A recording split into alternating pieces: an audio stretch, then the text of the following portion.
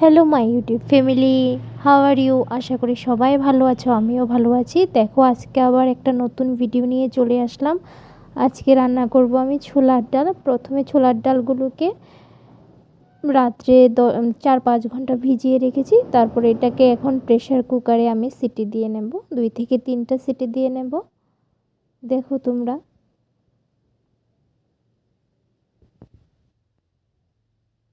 তারপর এটা সিদ্ধ হয়ে গেছে। নুন হলুদ দিয়েছি, নুন হলুদ দিয়ে সিদ্ধ করে নিয়েছি। এখন কড়াইতে তেল দিয়ে নারকেলগুলোকে কুচি কুচি করে ভেজে নিলাম হলুদ নুন দিয়ে।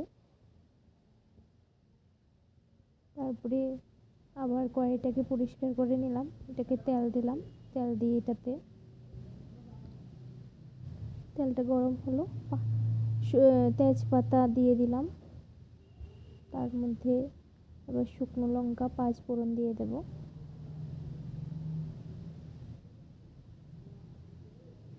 এগুলি লাল লাল করে ভেজে নিয়ে তারপরে এতে কাঁচা লঙ্কা বাটা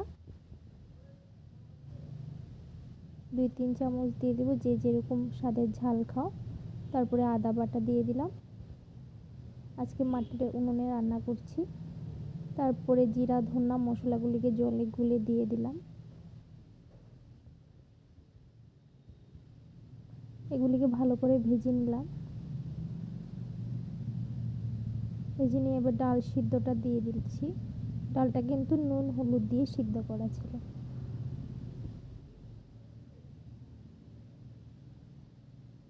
এটা একটু হয়ে আসলে এর মধ্যে আমরা নারকেলি কুচিগুলি দিয়ে দেব। ভেজে রাখা যে নুন হলুদ দিয়ে ভেজে রেখেছিলাম যে নারকেলগুলো, ওগুলি দিয়ে দিলাম।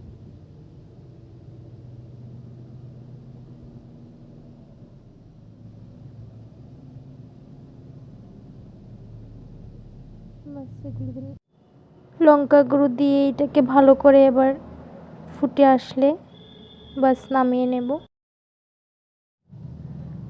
এবার এটা ফুটে আসলে এটা নামিয়ে এটাতে গরম মশলা দিয়ে দেব। বাস আমাদের ছোলার ডাল রেডি হয়ে গেল। সুস্বাদু খুব ছোলার ডাল। এটাকে তোমরা গ্যাসেও বানিয়ে নিতে পারো, আমি আজকে মাটির চুলাতে করলাম।